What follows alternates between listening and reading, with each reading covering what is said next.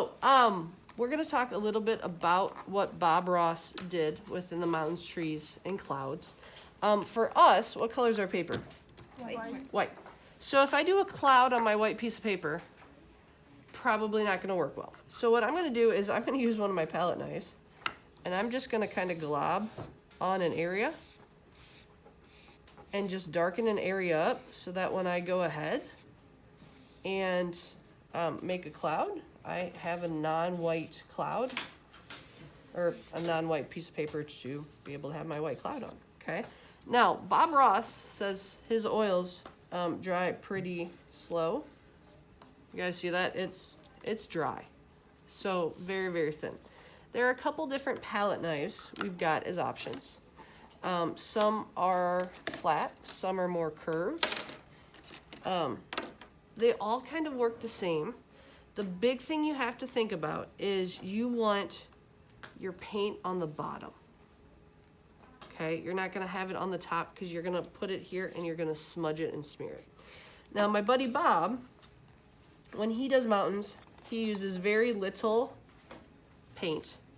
We are gonna do the complete opposite, and we are gonna use a lot of paint. So what I'm gonna do, can you guys see this? How I'm mixing it in my palette here. Use my middle. I'm gonna load this sucker up. And what I'm gonna do is I'm gonna come in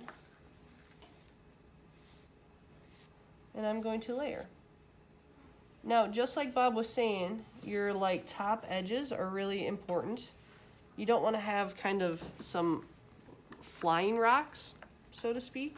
So make sure you're crisping it up. And then from here, maybe my mountain goes over into that area, that's okay. I'm gonna work on getting ones closer or farther away. So if I maybe wanna go more dark, I can play up, and maybe this guy's back farther, and maybe it's darker. And I layer that guy in. And then if I want ones to be closer, maybe I go lighter, and I layer intentionally over top of. Now, are all mountains Rocky Mountains? No, they're not, okay? I mean, people in Colorado maybe think that they would, but they're not. So they might be more tree-like, right? So I can use, I've had kids use, and they actually just go in and they just kind of dot in their paint so that they have more of a texture that is more tree-like than rocky. Okay, this is a thing I want you guys to play with. See how it goes. See how that kind of plays around there, okay? Now, the other thing we're gonna talk about is we are gonna talk about trees, okay? Fan brush, super important. Make sure you clean these out. This is like a $6 brush, so don't gunk it up, okay? So what I'm gonna do is I'm gonna load up paint, just like my buddy Bob did. I'm gonna load up my paint. What part did he start with? You guys remember? The top. The top. So I'm gonna do the same thing. Start with the corner. This guy's gotta be up. And kind of tap. I'm going very linear. And I can even connect down into there. Now let's say I want it to look more kind of snowy.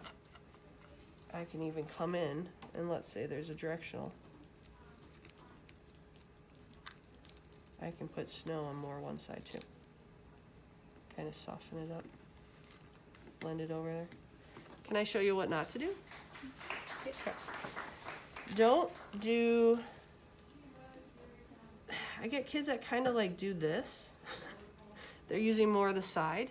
In reality, use more of like the tip of the brush, okay? The other thing I get kids that do is they will do the tip, but they'll do this.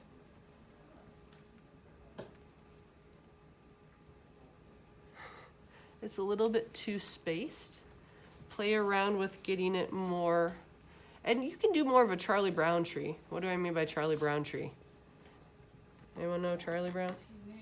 Less leafy. Yeah, so maybe I splice things and I have more of an open feel to it rather than a tighter feel, which is what I had there. Completely up to you, but I want you to play around with it. and do different things. Now, how much paint is in this? Quite it. A lot. Make sure you clean them out and clean them out well because they're communal fan brushes. We're not all going to get checked out one. Now, I'm going to leave that there. What was the first thing I did is I put a big giant kind of glob here so that I could come in with my clouds. What brush did Bob use? He used the fan brush. I don't feel like I have enough control with the fan brush, so when I do clouds, I use just our regular flat brush. So this is gonna be the big change. And what I'm gonna do is, I'm gonna do kind of what he does. I'm gonna actually thin out my paint just a little bit. And I'm going to work on getting like the tops how I want them. Okay. And then what I'm gonna do is I'm going to thin out my paint. And you kind of see, do you see how it gets more watery? Mm-hmm. And I'm gonna layer it in. Now, my brush, it's very flat. You're gonna have to be aware of how you're using it and blending it and moving around it. And I'm gonna just kind of, now, this is when I do use my fingertip. And I kind of soften them. Okay, so maybe that's my cloud. At no point do they look like this. Like a big giant cotton ball. Okay, oftentimes they're more linear, they're more wispy. With that, if I come in and I do another one, okay, I can come back in and layer just like Bob said and really crisp up my top.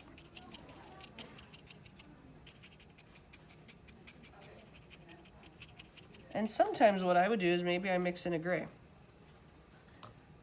And I go more gray and on my underside. And it all depends on where your light source is at and your shadow is at and where you go from there. Any questions for me so far? This is when I definitely use a finger here to kind of soften up. Questions, comments? It'll dry a little bit better than that, but thank you.